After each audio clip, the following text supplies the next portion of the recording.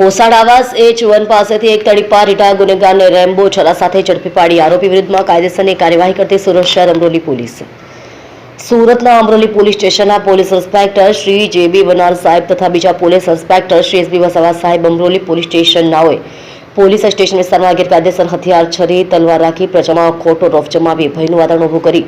અરાજકતા ફેલાવતા હોય તેવા ઇસમોને શોધી કાઢવા સર્વેલન્સ સ્ટાફના પોલીસ ઇન્સ્પેક્ટર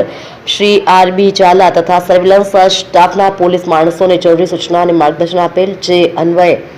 આજરોજ સર્વેલન્સ સ્ટાફ દ્વારા પેટ્રોલિંગ દરમિયાન કોસાડ આવાસ H1 પાસેથી એક તડીપાર રીટા ગુનેગારને રેમ્બો છરા સાથે પકડી પાડી આરોપી વિરુદ્ધમાં કાયદેસરની કાર્યવાહી કરી આરોપી